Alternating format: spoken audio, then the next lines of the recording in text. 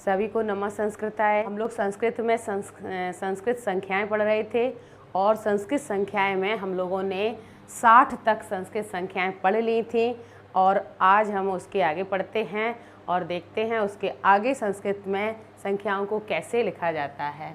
ठीक है, तो आप लोग वीडियो को लाइक और शेयर करिएगा जिससे कि और भी लोगों के पास वीडियो पहुँचे और जिससे ज़्यादा से ज़्यादा लोग देख सकें, ज़्यादा से ज़्यादा लोगों को इसका लाभ मिल सके। ठीक है, और आप लोग खुश रहिए, मस्त रहिए, व्यस्त रहिए।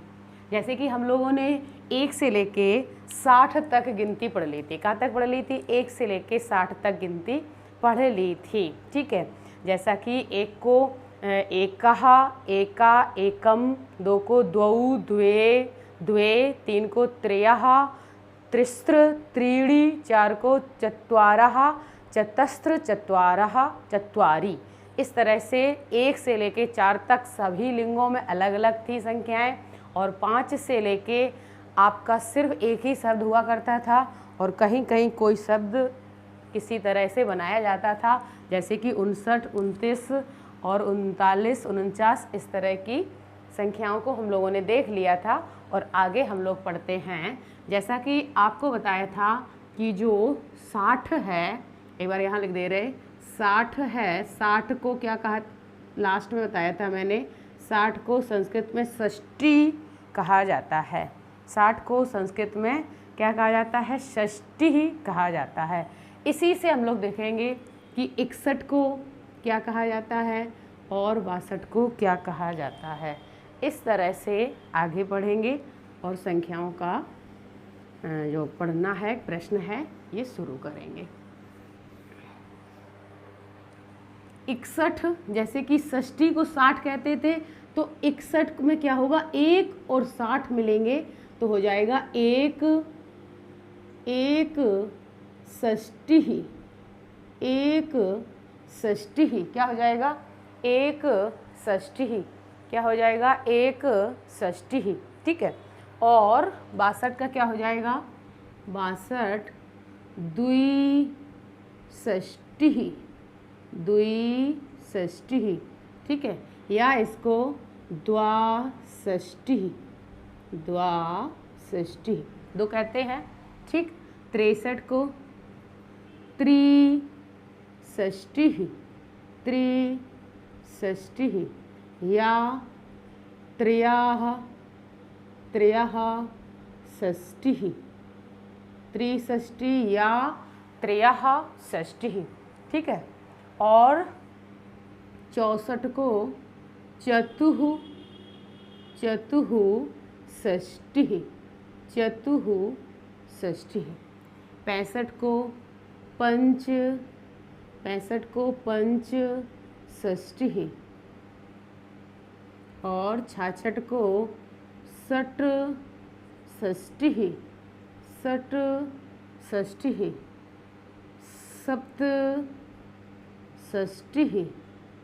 सप्तषष्ठी और अष्ट या अष्टा दोनों होते थे। अष्ट या अष्टाषष्ठी। नवषष्ठी। नवषष्ठी और 70 सप्तति। सप्तति क्या कहते थे? सप्तति। इस तरह से आपने 61 से 70 तक संख्याएं पढ़ ली। कितनी संख्याएं पढ़ ली? 61 से 70 तक। 61, द्विषष्ठी, त्रयाषष्ठी, चतुःषष्ठी, पंचषष्ठी, षट्षष्ठी, सप्तषष्ठी, अष्टषष्ठी और नवषष्ठी, सप्तति। जैसा कि मैंने बताया था आपको, जो 9 वाली संख्याएं की लाइन है, जैसे 69 है, 49 है, इससे पहले जो भी संख्याएं थी, इनका 3 बनता था। तो जैसे आपने जान लिया कि 70 को सप्तति कहा जाता है, तो यहाँ अगर 70 में 1 कम कर दें, एकोन सप्तति, तो ये भी कहा जाएगा एकोन सप्तति। ठीक है, और क्या मैंने एक शब्द बताया था? ऊन सप्तति। ठीक है, ऊन सप्तति ये कहा जाएगा। तो नवषष्ठी को क्या क्या कहा जाएगा? एकोन सप्तति, ऊन सप्तति। आपसे क्वेश्चन ऐसा बनता है कि कौन सा 69 के लिए शब्द नहीं प्रयोग होता है, तो इसके लिए इनमें से कोई या फिर अलग सा कोई हो तो ये 69 के लिए प्रयोग नहीं होगा। आपका नव षष्ठी होगा, एकोन सप्तति होगा और ऊन सप्तति हो जाएगा।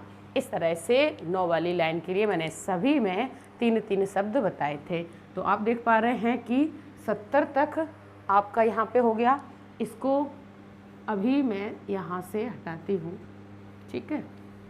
आपने सुन लिया कि ऊन सप्तति भी कहते हैं। आगे देखेंगे 71 से एक और सप्तति, क्या जोड़ देंगे? एक सप्तति, एक सप्तति, क्या जोड़ देंगे? एक सप्तति। 72 द्विसप्तति, द्विसप्तति, द्विसप्तति या द्वासप्तति, द्विसप्तति या द्वासप्तति। त्रिसप्तति, त्रिसप्तति या त्रया सप्तति, सप्तति, त्रिसप्तति या त्रयः सप्तति।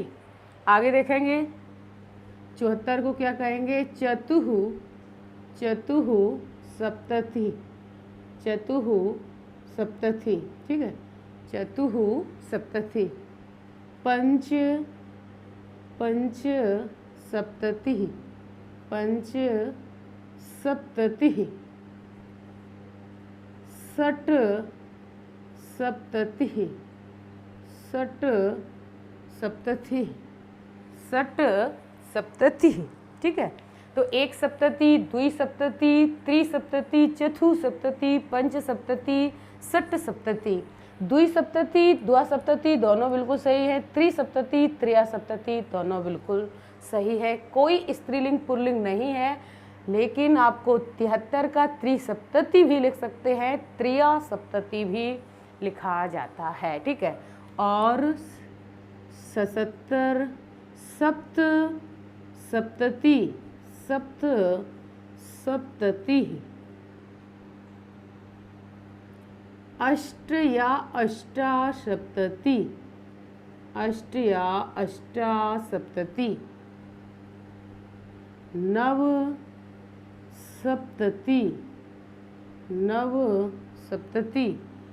और अशीति मीन्स, अशीति मीन्स 80, अशीति मीन्स 80, ठीक है। तो आप देख रहे हैं, क्या देख रहे हैं? एक सप्तति, द्विसप्तति, त्रिसप्तति, चतुः सप्तति, पंच सप्तति, षट् सप्तति, सप्त सप्तति, अष्टा सप्तति, नौ सप्तति और अशीति। जैसा कि आपको पता चल गया ये अशीति है, तो इसको आप 3 और बना सकते हैं, जैसे एको, एको नाशीति, एको नाशीति। आपने देखा कि एको ना कैसे हो गया, तो यहाँ था एकोन और यहाँ था अशीति, दोनों मिलाया गया तो आ बड़ा आ हो गया, इसीलिए ये ना पे दीर्घ कर दिया। इसी को ऊन करके भी लिखा जाता था, तो क्या हो जाएगा? ऊना सीति, इसी के लिए है ये। 79 के लिए, 79 के लिए ऊना, ऊना सीति, ठीक है। इसी तरह से ऊन और अशीति कैसे हो गया? जैसे एकोन अशीति मिला के एकोनशीति हो गया, उसी तरह ऊन प्लस अशीति मिला के ऊनाशीति हो गया। तो ऊनाशीति ही एकोनाशीति या नवसप्तति 79 के लिए प्रयोग किए जाएंगे, ठीक है। तो 79 के लिए कितने शब्द होंगे? नवसप्तति, एकोनाशीति, ऊनाशीति। इस तरह से आपने देखा कि 80 तक आपकी संख्याएं यहाँ पे मैंने लिख दी हैं। और आगे देखते हैं कि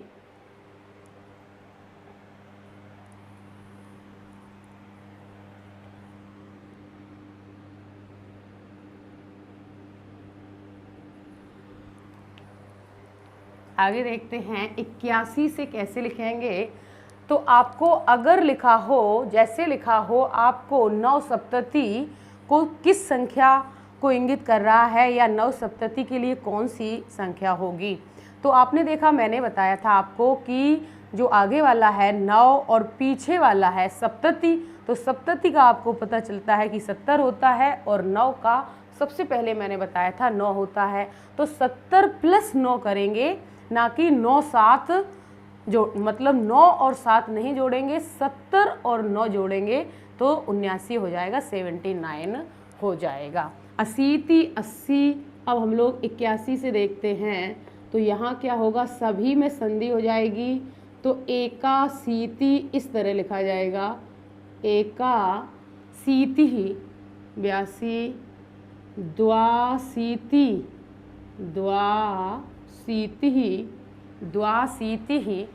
और 83 का आपका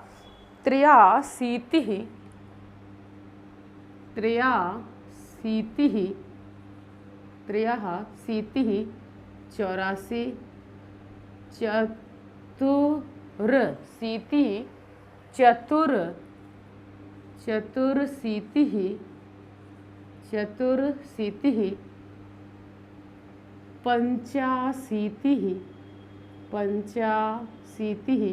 85 को क्या कहेंगे, पंचाशीति।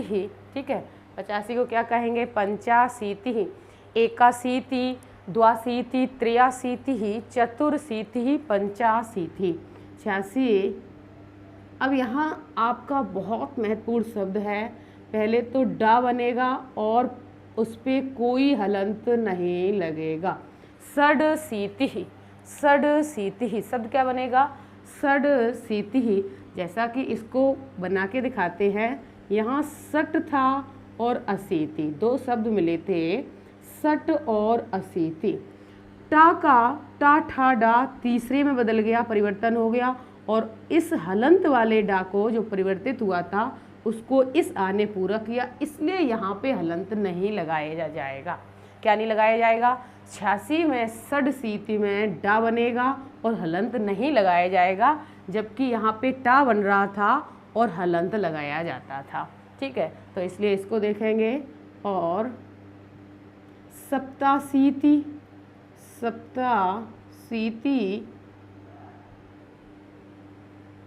अष्टाशीति,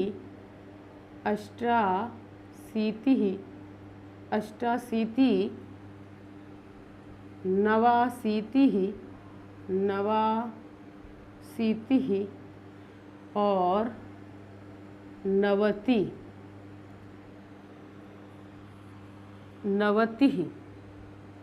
90। ठीक है, 90 का मतलब 90 है। और आपको पता चल गया कि 90 को कहते हैं।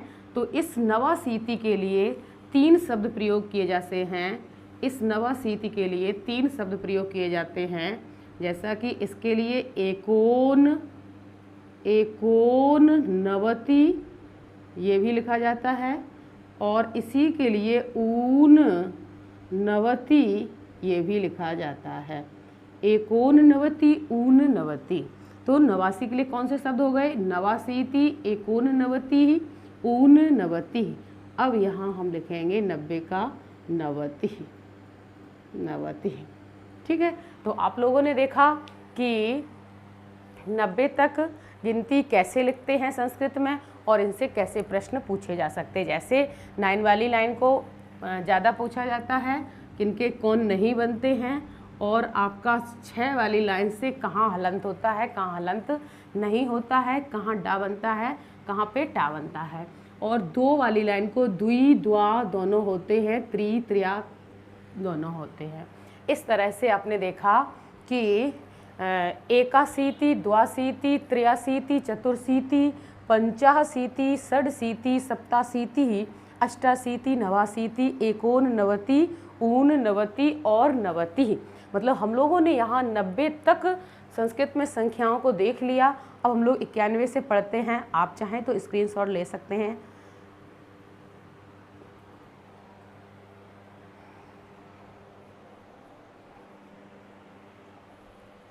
आगे देखते हैं, यहाँ हम लोग आगे देखते हैं कि हम लोग आगे 91 से कैसे लिखेंगे 100 तक, 91 से 100 तक कैसे लिखेंगे संस्कृत में संख्याओं को।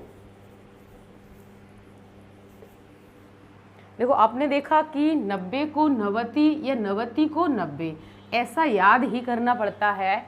अभी बताएंगे, जैसे कि 91 को 1 और 90 1 90, ठीक है। 92 द्विनवति या द्वानवति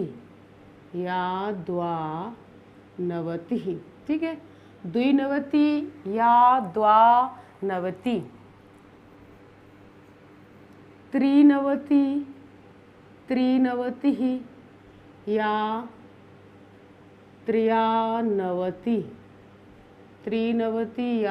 त्रियानवति चतुर्नवति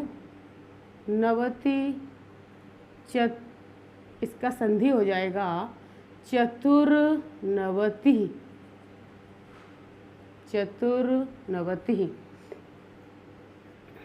पंचनवति, जैसे कि षड़वती, इस तरह से लिखेंगे। क्या लिखेंगे? षड़वती, ठीक है, षड़वती। इसमें भी संधि हो गई, 60 प्लस 90 व्यंजन संधि हो गई, और इस टाका ड़ा बन गया, ये भी पंचम में बदल गया, तो आपका शब्द बन गया षड़वती, ठीक है। आपसे पूछा जाता है कि 96 को संस्कृत में किस तरह लिखेंगे, तो षड़वती इस तरह लिखेंगे, या फिर षड़वती लिखा होगा किस संख्या को प्रदर्शित करता है, तो आप ऐसे ढूंढेंगे। यहाँ 90 दिखाई नहीं देता है, 60 प्लस 90, 60 का मतलब 6, 90 का 90, 90 प्लस 6 96 संख्या को प्रदर्शित करता है, षड़वती, ठीक है। 97 सप्तनवति, 98 अष्टानवति,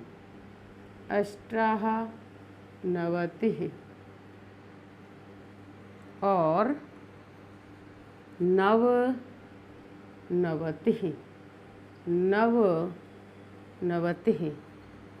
100 को शतम कहा जाता है। इस तरह 100 को क्या कहा जाता है? शतम कहा जाता है। तो आप देख रहे हैं कि 91 से किस तरह लिखेंगे, 1नवति, द्विनवति, त्रिनवति, चतुर्नवति, पंचनवति, षड़वती। शब्द आपका षड़वती, जिसको थोड़ा सा हम प्रयास कर रहे हैं अधिक बोलने का, वो संख्याएं ज़्यादा आती हैं, जैसा कि षड़वती ही, सप्तनवति, अष्टानवति, नवनवति, शतम।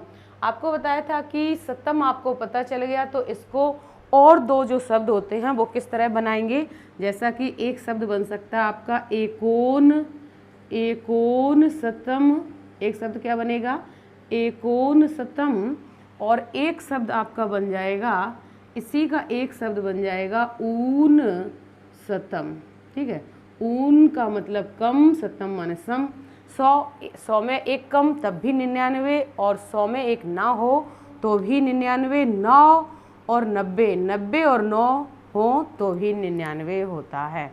इस तरह से आपने देखा कि हमने आपको 100 तक गिनती कैसे लिखी जाती है संस्कृत में, या फिर शब्द लिखा होता है तो उसको कैसे पहचानेंगे कि ये इस किस संख्या के लिए है। जैसा कि अगर आपका शब्द दिया गया है और संख्या बनानी है तो ये ज़्यादा सरल होता है, जबकि संख्या से आपका कोई संस्कृत में लिखना हो तो थोड़ा सा ध्यान रखना पड़ता है कि विसर्ग कहाँ लगेगा और किस पे रा कहाँ उड़ जाएगा, छोटे की मात्रा और हलंत आदि का टाडा छोटा छोटा अंतर जो होता है उसे हमें ध्यान में रखना पड़ता है। तो हम लोगों ने आपका आज 61 से लेके 100 तक गिनती पढ़ी अभी, और यहाँ पे आपका 71 से 100 तक लिखी हुई है। एक सप्तति, द्विसप्तति, त्रिसप्तति, चतुसप्तति, पंचसप्तति, षट सप्तति, सप्त सप्तति, अष्ट सप्तति, नौ सप्तति, अशीति आदि आदि आप 2 से 4 बार पढ़ें तो बोलना भी आ जाता है और हमें शब्द को पहचानना भी आ जाता है। अब हम इनसे बनने वाले आगे वाले प्रश्न देखते हैं कि आगे और कौन कौन से प्रश्न आते हैं। तो आगे हम देखते हैं कि इनसे बनने के वाले और कौन कौन से प्रश्न आते हैं। जैसा कि आपने 100 तक देख लिया, तो यहाँ क्या है कि अगर आपसे लिखा हो, क्या लिखा हो, आपसे लिखा हो 100 को क्या कहते हैं, यहाँ से फिर से लिख रहे हैं 100 को शतम कहा जाता है संस्कृत में। 100 को क्या कहा जाता है, शतम। 500 को लिखा जाए तो पंचशतम क्या कहा जाएगा, पंचशतम। पंच मीन्स 5, शतम माने 100, 500, ठीक है। और आपसे कहा जाए 1000 को क्या कहा जाएगा, 1000 को संस्कृत में क्या कहा जाएगा, सहस्त्रम कहा जाएगा। क्या कहा जाएगा, सहस्त्रम कहा जाएगा, ठीक है। आपसे कहा जाए कि 10,000 को संस्कृत में क्या कहा जाता है, 10,000 को संस्कृत में क्या कहा जाता है। तो पहला तो आपको पता है कि 10 सहस्त्रम कहा जाएगा, क्योंकि सहस्त्र 1000 को कहा जाता है, अगर हम उसमें 10 लगा दें तो 10 सहस्त्रम हो जाता है। दूसरा, इसको एक और शब्द कहा जाता है अयुतम, और ये आपका बहुत पूछा जाता है कि अयुतम कितनी संख्या के लिए होता है या 10,000 के लिए, इनमें से कौन होता है। तो 10 सहस्त्रम बहुत कम ही लिखा मिलेगा आपको, अयुतम ज़्यादा लिखा मिलता है। तो आप देखेंगे 10,000 के लिए अयुतम, 10,000 के लिए अयुतम। अब आप आ जाओ कि अगर 1,00,000 हो तो उसके लिए संस्कृत में क्या लिखा जाएगा, 1,00,000 के लिए संस्कृत में लक्षम लिखा जाएगा। क्या लिखा जाएगा, लक्षम लिखा जाएगा। आप इस तरह लिख सकते हैं, ठीक है। और 10,00,000 के लिए संस्कृत में क्या लिखा जाएगा, 10,00,000 के लिए संस्कृत में क्या लिखा जाएगा, तो 10 लक्षम लिखा जाएगा। ऐसा आपको पता है, 10 लक्षम लिखा जाएगा। लक्षम को लाख और 10 लक्षम को 10 लाख। और इसके अलावा भी इसके लिए एक शब्द होता है प्रियुतम, ये बहुत पूछा जाता है। प्रियुतम क्या होता है, प्रियुतम, ठीक है। और एक और शब्द इसके लिए प्रयोग किया जाता है नियुतम। तो इसमें आपसे क्वेश्चन पूछा जा सकता है कि कौन सा 10 लाख के लिए नहीं प्रयोग किया जाता है। जैसा कि न्यूतम भी 10 लाख के लिए प्रयोग किया जाता है, प्रियोतम भी 10 लाख को कहा जाता है, और 10 लक्षम तो 10 लाख को कहा ही जाता है।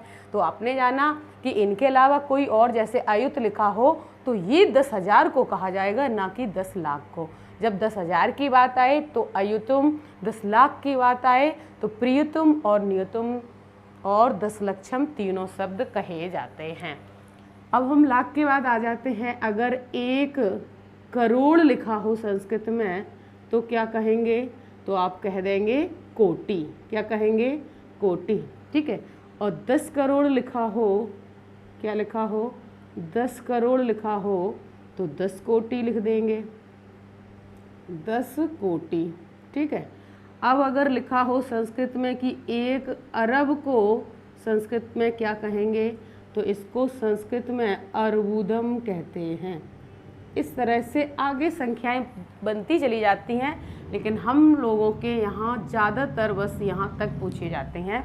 10 लाख को बहुत बार पूछा गया है, 10,000 को भी बहुत बार पूछा गया है। ये महत्वपूर्ण अंक हैं। और अगर आपसे कहा जाए 10 अरब को क्या कहा जाता है, 10 अरब को क्या कहा जाता है, तो 10 और अर्बुदम लिख देंगे, ठीक है। क्या लिख देंगे, 10 अर्बुदम। इस तरह से आपने आगे भी संख्याएं को देखा कि 100, शतम, 500, पंचशतम, 1000, सहस्त्रम और 10,000, 10 सहस्त्रम और अयुतम, लाख, लक्षम, 10 लाख, 10 लक्षम, प्रियतम, नियतम आदि आदि।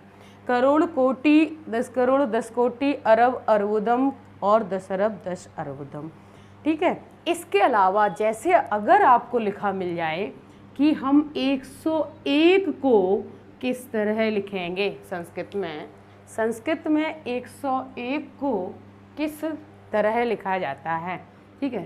संस्कृत में 101 को किस तरह लिखा जाता है, तो आप क्या देखेंगे कि आपने वो पता होता है कि ये 100 और 1 इसमें होते हैं, 100 और 1 होते हैं।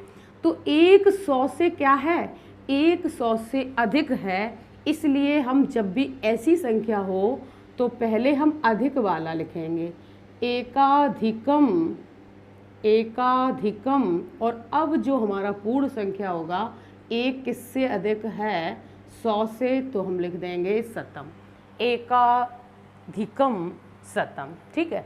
अब अगर आपसे पूछ लिया जाए 102 को क्या कहेंगे, तो वैसे ही बना देंगे, द्वाधिकम शतम, द्वाधिकम शतम। ठीक है। और 103 को क्या कहेंगे, 103 को क्या कहेंगे,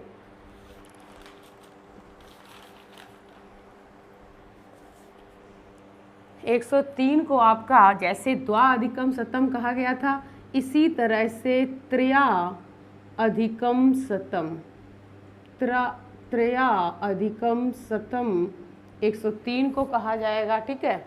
और 104 को क्या कहा जाएगा, 104 को क्या कहा जाएगा, चतुरा, चतुराधिकम शतम, चतुराधिकम शतम। 4 अधिक हैं 100 से, और 105 को यहाँ हम 105 तक लिखेंगे, इससे ज़्यादा नहीं पूछा जाएगा। लेकिन इसी तरह आप किसी को भी बना सकते हैं, जैसे पंचा अधिकम शतम और षष्ठ अधिकम शतम, इस तरह से सभी संख्याओं को बना सकते हैं। लेकिन यहाँ आप 105 तक ही जानेंगे। ठीक है। अब आप देख पा रहे हैं कि 101 एकाधिकम शतम, या फिर इस तरह से लिखा हो द्वाधिकम शतम, तो आप क्या करेंगे, द्वा मीन्स 2 अधिक हैं, शतम माने 100 से, 100 से 2 अधिक हैं, तो कितने हो सकते हैं, 102। त्रया अधिकम शतम, 100 से 3 अधिक हैं, कितने हो सकते हैं, 103। 4 अधिक 2, 104। इस तरह से आपने देख लिया।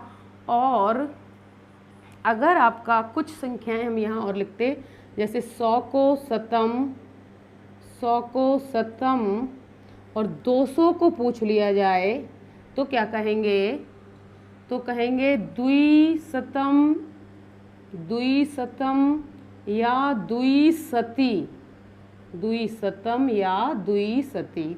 300 को त्रियाशतम, त्रियाशती या त्रियाशतम दोनों कहेंगे। ठीक है। इसी तरह 400 को चतुर्शतम, चतुर्शतम, और 500 को पंचशतम, पंचशतम या पंचशती भी कहा जाता है। इस तरह से जैसे द्विशती, त्रिशती, चतुर्शती, पंचशती, इस तरह से भी आपका शब्द लिखा जा सकता है। जैसे त्रिशती, चतुःशती और पंचशती। ठीक है। तो इस तरह से जो भी संख्या होगी वो इस तरह से आपकी लिख जाएंगी। और आपने देखा कि हमने 100 तक बताया, और यहाँ आपके 100, 500 या फिर जो होंगे आपके 1000, करोड़ आदि कैसे लिखेंगे, या 1 से लेके 105 तक अधिक करके लिखी होती हैं, तो किस तरह से लिखेंगे। इस तरह से आपने देख लिया कि इनमें से इतनी संख्याएं बन रही हैं यहाँ पे। अब हम लोग जानते हैं इनमें से कौन संख्याएं, मतलब कि जो हमेशा स्त्रीलिंग रहेंगी या पुल्लिंग या नपुंसकलिंग, किस लिंग में रहेंगी, और कहाँ से कितने वचन तक किस वचन में रहेंगी। इस तरह से भी कुछ क्वेश्चन जान लेते हैं। तो इधर आपने देख लिया होगा कि 100 को शतम, पंचशतम, 500 सहस्त्रम, 10 सहस्त्रम, 10 लक्षम, 10 लक्षम, कोटि, 10 कोटि, अर्बुदम, 10 अर्बुदम आदि संख्याएं बता दी मैंने आपको। अब हम लोग आगे देखते हैं।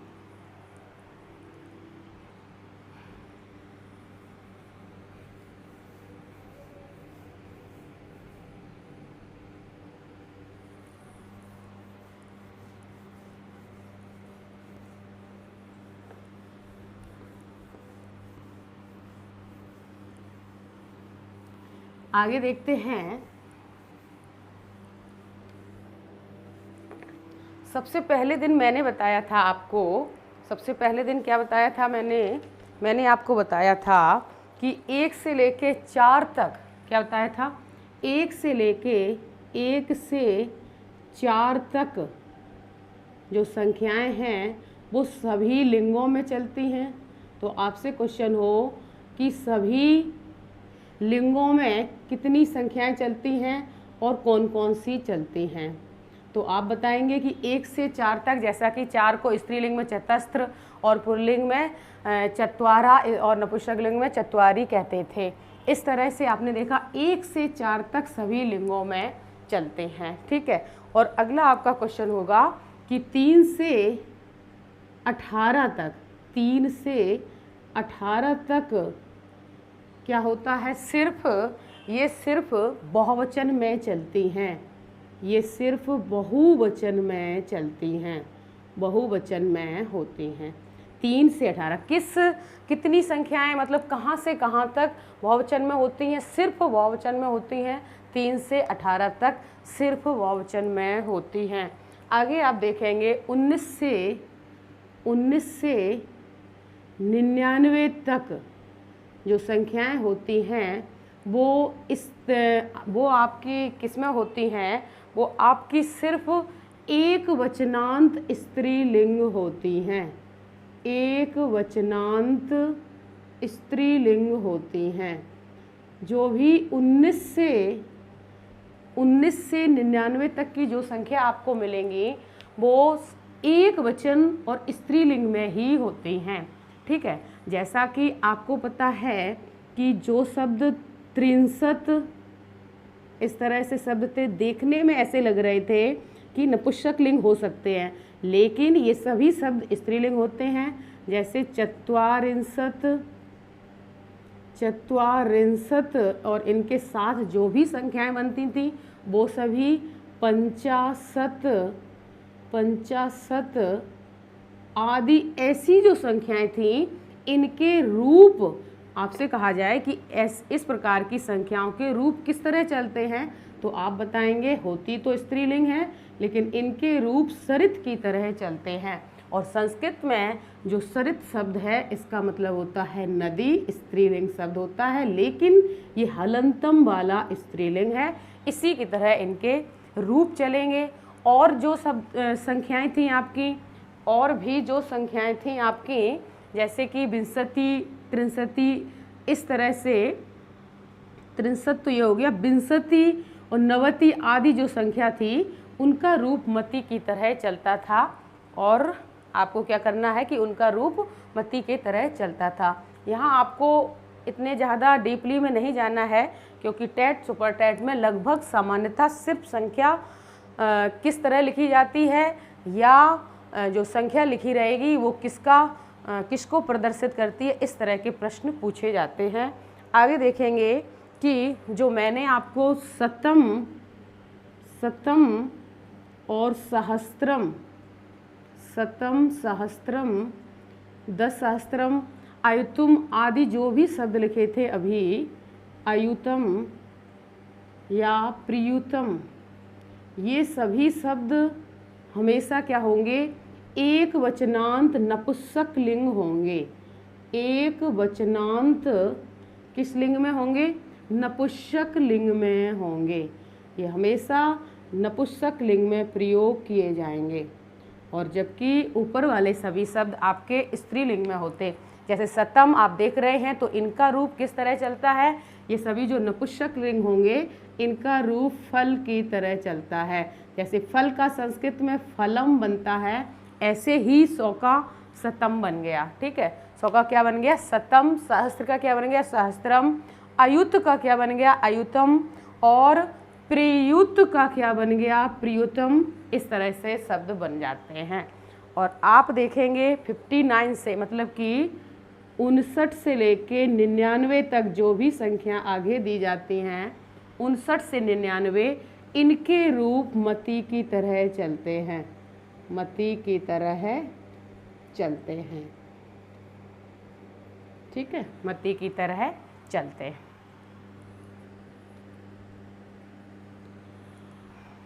तो आपने देखा 1 से 4 तक सभी लिंगों में होती हैं, 1 से 4 तक जो संख्याएं होती हैं वो सभी लिंगों में होती हैं। तीनों लिंग में अलग अलग होता है, कौन स्त्रीलिंग में होगा, कौन पुल्लिंग में, कौन आपका नपुंसक लिंग में। 3 से 18 तक सिर्फ बहुवचन में होती हैं, 3 से 18 तक सिर्फ बहुवचन में होती हैं। 19 से 99 तक एक वचनांत स्त्रीलिंग संख्याएं होती हैं, 19 से 99 तक एक वचनांत स्त्रीलिंग संख्याएं होती हैं। और 63, 44, 65 इस प्रकार के जो भी शब्द आपको संख्याओं में दिखाई देते हैं उनके रूप सरित की तरह चलते हैं। होते तो ये स्त्रीलिंग हैं लेकिन इनका रूप सरित की तरह चलते हैं। और सरित का मतलब संस्कृत में नदी होता है। और शतम, सहस्त्रम, अयुतम, प्रियतम आदि ऐसे जो भी शब्द थे ये हमेशा एक वचनांत नपुंसक लिंग होते हैं और इनके रूप फल की तरह चलते हैं। जिस प्रकार फल को संस्कृत में फलम, उसी तरह शतम, सहस्त्रम, अयुतम आदि कहा जाता है। और 59 से लेके मतलब कि इसको क्या कहेंगे 955 से 990 तक जो भी आपकी संस्कृत संख्याएं हैं उनके रूप मति की तरह चलेंगे। ये भी आपका स्त्रीलिंग शब्द है। मति का मतलब होता है संस्कृत में बुद्धि से, मति का मतलब संस्कृत में क्या होता है, बुद्धि से। इनके रूप मति की तरह चलेंगे। तो आपने देखा कि यहाँ किसके रूप किस तरह चलते हैं, कौन संख्या स्त्रीलिंग है और कौन पुल्लिंग है, या फिर कौन नपुंसक लिंग, पुल्लिंग तो कोई संख्या है ही नहीं। और 1 से 4 जो है वो सभी लिंगों में, इन्हीं में स्त्रीलिंग, पुल्लिंग, नपुंसक लिंग तीनों लिंग आ जाते हैं। जैसे एक बार रिवीजन कराते हैं, जैसे हमने कहा 10 को क्या कहते हैं, तो सिर्फ 10 कहते हैं। और आपसे एकादश, द्वादश इस तरह से बन जाता है। 20 को क्या कहते हैं, 20 को क्या कहते हैं, विंशति कहते हैं, विंशति। 30 को क्या कहते हैं, 30 को 63 कहते हैं, 30 को संस्कृत में 63। 40 को चत्वारिंशत्, 40 को चत्वारिंशत्, ठीक है। 10 को 10 विंशति, 63, चत्वारिंशत्। अब 50 को देखो 50, 50 को क्या कहते हैं, 50, ठीक है। 50 को क्या कहते हैं, 50। 60 को षष्टि, 60 को षष्टि। 70 को सप्तति, सप्तति। एक बार ये सभी लिख लो और इन्हीं से आगे वाली 1, 2 करके जो भी जोड़ के बनाते हैं वो बना लो। 80 को अशीति, अशीति। और 90 को नवति, ठीक है, ये हो गया।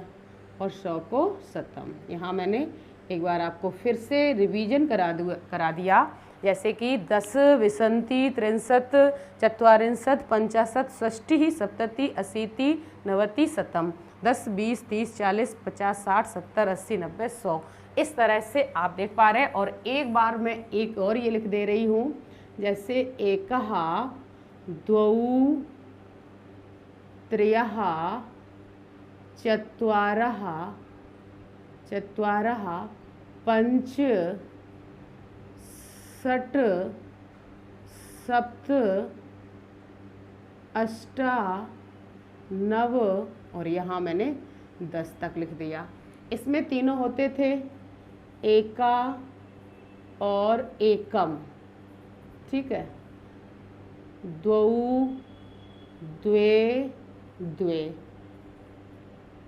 तिस्त्रः, त्रीणि। चतस्त्रः, चत्वारि। इस तरह से एक बार आपका रिवीजन हो गया। और आप देख पा रहे हैं कि अष्ट को अष्टा या अष्टौ दोनों कहा जाता था, षट को षट या षष्ठ, यहाँ तक, ठीक है। तो एका, द्वौ, त्रयः, चत्वारः, पंच, षट, सप्त, अष्टा, नव, 10। तो एक बार इस तरह से ये भी मैंने लिख दिया, ये दोबारा लिख दिया। और इसको आप जैसे 10 से लेके एक एक जोड़ के सभी 20 तक बना सकते, 20 से सभी जोड़ के 30 तक बना सकते हैं। इस तरह से आपकी सभी संख्याएं बनाना सीख जाएंगे और इनसे बनने वाले जो भी प्रश्न होते हैं ये आपके आ जाएंगे समझ में। 1 से 2 बार वीडियो देख लेना ताकि आपका जो भी डाउट हैं वो क्लियर हो जाए, और जो डाउट हुआ करे वो कमेंट बॉक्स में कमेंट किया करें, जिससे कि हम देख पाएँ कि मेरे वीडियो में क्या कमी है। तो अब आज के लिए इतना ही, और आगे बढ़ते हैं, कोई अलग नया टॉपिक पढ़ेंगे। आज के लिए बस इतना ही। आशा करती हूँ कि संख्याएं आपको अच्छी लगी होंगी, समझ में आई होंगी। वीडियो को लाइक शेयर ज़रूर करिएगा। धन्यवाद।